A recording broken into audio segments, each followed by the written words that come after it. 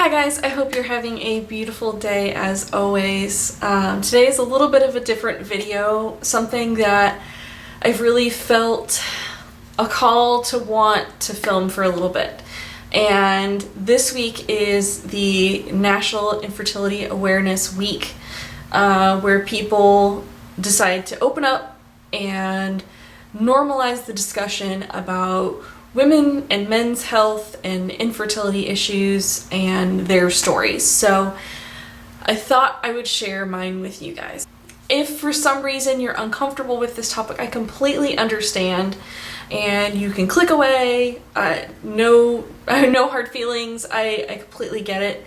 But just know that we're going to be talking about our physical health, our bodies. So if things about bodies and physical health is something that bothers you, then just go ahead and click out. I have a whole bunch of other, videos that you can watch instead. But for me, I really felt the need to continue to normalize the discussion around infertility. My husband Eric and I were married in October of 2017, and we have been attempting to start our family since then. So that is 18 months now, and along the way we have had quite a journey so far, and some ups, some serious downs. Yeah, and we've just learned a lot of stuff along the way. In a nutshell, we started attempting to have a family after we got married, and maybe about 6 months or so in, my cycle started to become irregular. It was really odd for me. That had never been the case. Prior to that, I had not wanted to take hormones on a regular basis. That was just nowhere in my plans in terms of birth control. All the years that I took, I was using a form of birth control. So initially when I was younger, I took birth control for maybe like 3-ish years, maybe 4. And then it just made me feel so terrible. I had horrible migraines, which was the main thing about it, and I tried all different kinds. The doctor was like, well, this kind most closely mimics your natural hormonal cycle, and then this one is a really low dose and it just stays consistent every day. It didn't matter which type of hormonal birth control that I used, the patch, no matter what I did. The hormones that were in the birth control gave me really horrific headaches. I was miserable. Every single day I felt terrible. I felt super emotional. Like, I would cry watching commercials on TV, and that is just so not me. I, in the process, was looking like, what kind of non-hormonal birth controls can I use that are really effective? And I found the copper IUD, the Paragard, and at the time when I had wanted it,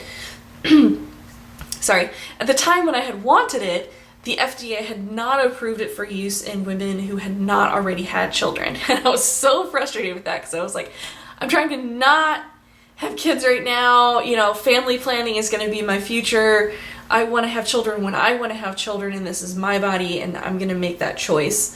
And so as soon as the IUD, the copper IUD, became available for women who had not already had children, I was like first in line, like, hey, let's get this going. That is a whole other story. The copper IUD was a very special experience, so if you guys want information about that or a video about my experience with that, let me know. I'm happy to share, since we're going to be open about all of these sorts of things. Yeah, so that was horrible. But I had it for like 7.5 years. It was great that I didn't have the hormones being pumped into my body on a regular basis, taking it through the birth control pill or through the patch or through the ring or through the injection. I didn't have the hormones going into my body and making me feel not like myself. So that was really important to me. So got the IUD removed, and we decided to start towards a family. When Eric and I got married, I was 33 and he was just turning 30. Yeah, because we're 3.5 years apart. 3 years and 7 months to be exact, and I'm older. So yeah, it was like, okay, you know, if we see in our future that we want to have a couple of children, hopefully if that's something that's in the cards for us, then, you know, let's start down that path. So fast forward again, my cycle started to become irregular, like 6-ish months after the IUD had been out, and we were on this journey and we had no luck.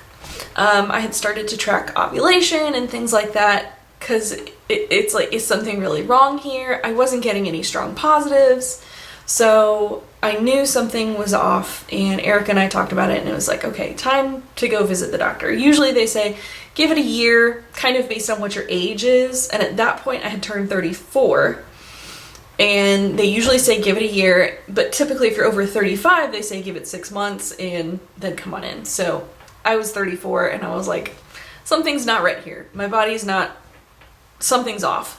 So I went into the doctor, she did a whole bunch of tests and ultrasounds and blood tests and determined that I have PCOS. So PCOS is polycystic ovarian syndrome. I actually literally do have a whole bunch of cysts on my ovaries. They kind of look like a chocolate chip cookie on the ultrasounds. So, you know, if you look at a chocolate chip cookie, you see all the little chocolate chips on there. That's what my ovaries look like, basically. And what she said was happening essentially was that my body was forming a bunch of follicles on the ovaries, the little cysts, and then typically what happens is, and in the month, one of your eggs goes, okay, it's my turn, and then heads down the fallopian tubes and conception happens, right? But mine were all saying me, me, me, me, me all at the same time, and nobody was going. You know, it's kind of like if some sort of emergency happens and everybody's watching and everybody thinks everybody else is gonna make the phone call for help and nobody makes the phone call, that was my ovaries. So that was great. I wasn't ovulating properly. My cycles had started to become really long. So we came up with a plan to start taking medication.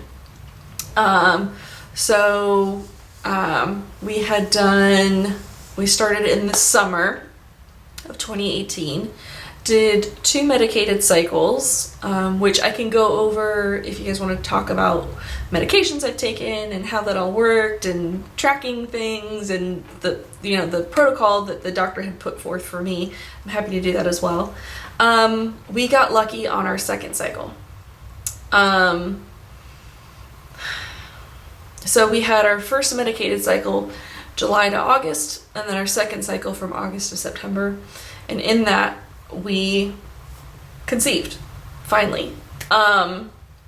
We were so excited because at that point it had been like almost a year. We were just a little bit shy of a year, and I mean, we were thrilled, and we had set up our first appointment to go and have an ultrasound done at 9 weeks, like 9 weeks exactly, and we were so excited to go in and see baby. Let me cover up my name and OB office. Floop. Baby. And baby didn't have a heartbeat.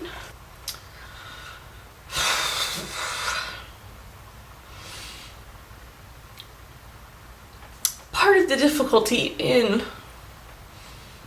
talking about infertility is the heartbreak. That no one wants to bring it up and make you feel bad about it.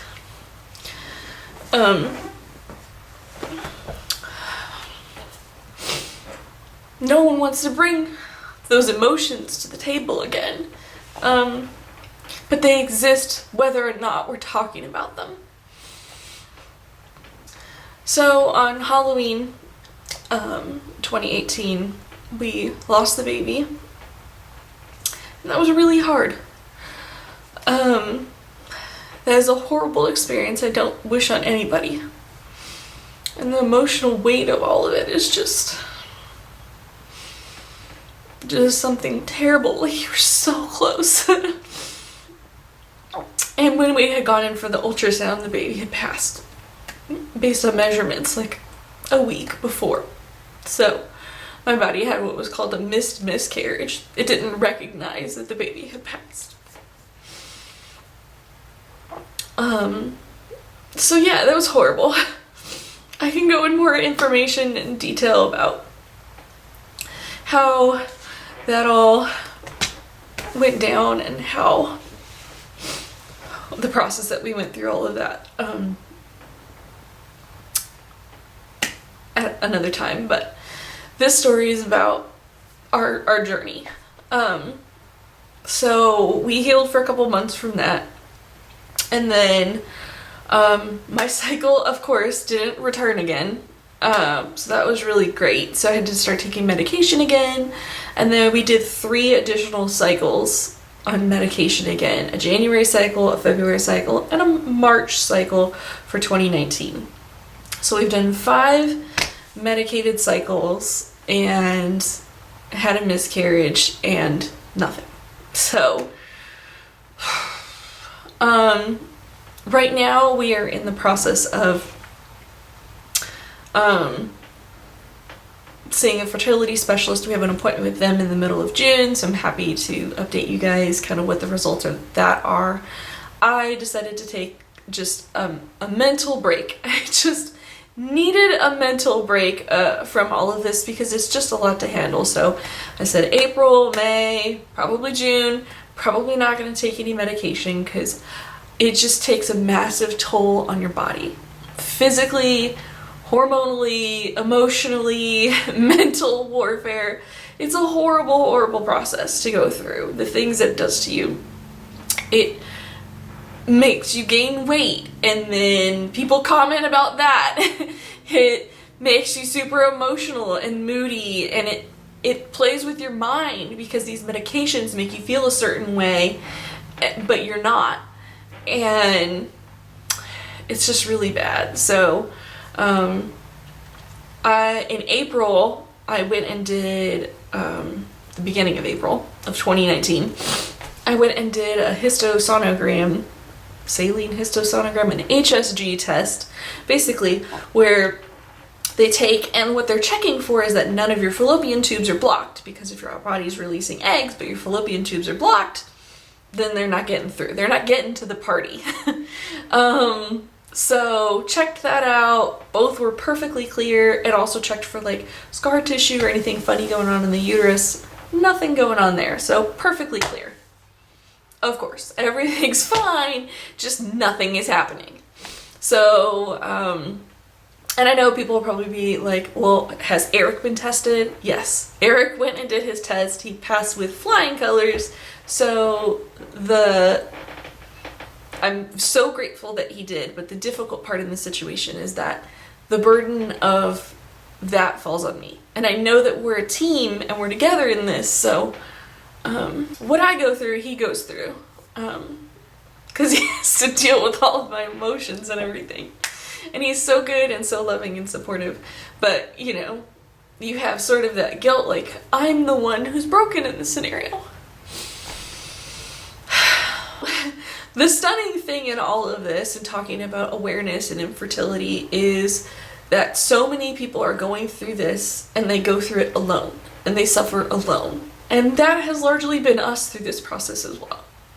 Because we decided to keep things personal. It's kind of a really personal thing that's going on in your life.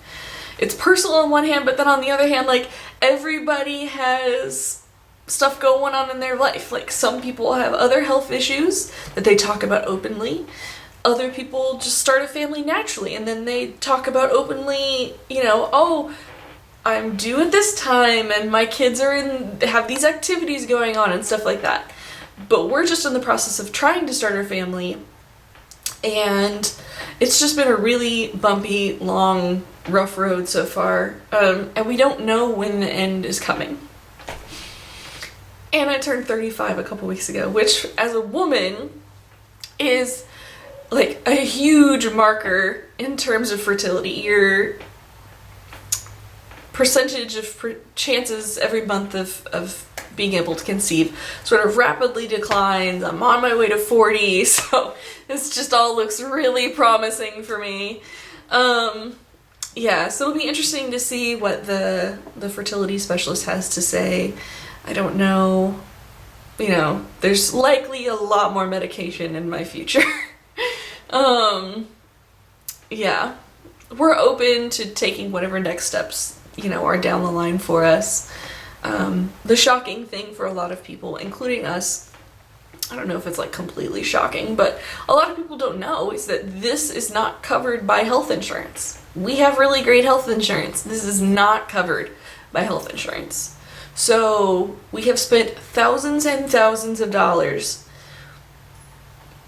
working towards, you know, controlling our infertility here so we can conceive a family and head down the path that we want to go towards, and it's not covered by insurance. We actually, our medications are reasonably priced, but I don't know that that's, I don't know if that's just because they're like generic-y medications at this point and they're reasonably priced. I don't really know that there's much influence from my insurance on that part, but you know, when we had the miscarriage, for example, it cost us about $1,000. And that was such a huge slap in the face because you get this bill for $1,000 for going in, looking and seeing that this has happened and now you have this really horrible path in front of you. Oh, that'll be $1,000. Great! Much like many other things that people are diagnosed with, this is not a choice for me. I didn't choose to go through infertility. So, or we didn't choose to go through infertility. I don't know why insurance seems to think that this is a luxury. Everyone else is entitled to it, but you are not, ma'am. So I think speaking up and making voices heard for people who are kind of all going through the same thing, will really help. I know that there are a number of states who have passed legislation saying that infertility is not a choice for women, and some states are actually required to cover infertility care. Like they'll say X amount of IUIs or intrauterine inseminations are covered by insurance, or X amount of IVF cycles are covered by insurance, because these states are recognizing this is not a choice. If you have cancer, that is not a choice. If you have a number of other things, that is not a choice. So, you know, insurance doesn't say it's a luxury for you to treat your condition. But right now, the way that the laws are, it is.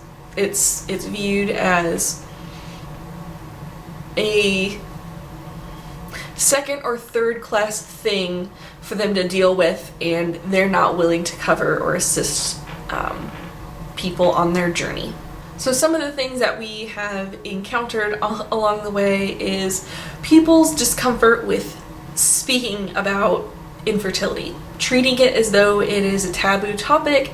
We can't broach that topic. I think there's a distinct difference between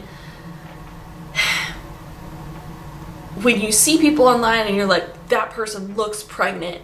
That's really insulting because A, that could not be the case. You don't know what they're going through.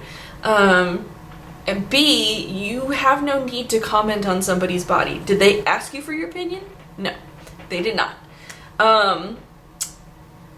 So you just don't know what people are going through. I think the important thing is to just remember to come at it from a positive, open light. So there are people that are in our lives that know that this is something that we're going through, and I think they choose to avoid the topic because it's uncomfortable for them. But it's only uncomfortable if we decide to make it uncomfortable, because this conversation is not about sex or sexuality or anything that happens in our life other than that. It's very simple, like we are just attempting to start a family. So I think people might get that confused, and that's what makes it uncomfortable for people. Things I have heard people say to me is, stop trying, it'll happen when it happens. No. If you say that to me again, I'm probably going to lose my mind, because literally we can't stop. I can't not make an effort because I have a disorder. So my body is not doing what it's supposed to do. So if I stop doing anything, my body will continue to not do what it's supposed to do. So I have to do something. I have to be proactive. So please don't say to people who are actively trying to grow their family, just stop trying. It'll happen when it happens. Sometimes people win the lottery, but you gotta play to try, right? People also say things like, it's gonna happen at X time. Well, you don't really know that. So unless you're like some crazy psychic, it's probably not gonna happen. Or the phrase of, it'll happen when it's supposed to happen. Are you saying that we're not supposed to have any influence in the decisions that we make in our lives? Because again, this all goes back to, I can't not try to take the medication and follow the orders of my physician that is directing me, my OBGYN, who used to work for a fertility clinic, which now we're going to a fertility clinic, a specialist. We've been dealing with the OBGYN office, who's been incredibly helpful and loving and supportive for almost a year now through this journey, and we decided, okay, it's time to move on to the big guns. So yeah, saying things like, it'll happen when it's gonna happen. No. I think ignoring that it's something that's going on in somebody's life is less helpful than just saying, hey, I care about you. I know this is going on. How are you doing? Because then the people who are going through that are more likely to be like, oh, okay, so X, Y, and Z is going on. I'm looking forward to this. I'm just kind of waiting and seeing what's happening. I've got this going on. It's a huge relief to know that you're able to have that open conversation. So I think let's make women's health less taboo to talk about, even the really bad stuff, because there's some really bad stuff, man. Really terrible, uncomfortable, heartbreaking things. But ignoring that it's happening is not doing anyone any justice. So that is all that I have for today. If you know somebody that is going through this, feel free to just ask them how they're doing. Say, tell me everything that's going on. I would love to be here to support you. And I think that would really help if you have someone in your life that's going through that as well. Or if you are yourself. If you guys would like me to share more about my journey in the past and into the future, like what medications have we been on for our medicated cycles? What has our protocol been for the doctor? What happened with my miscarriage, our miscarriage?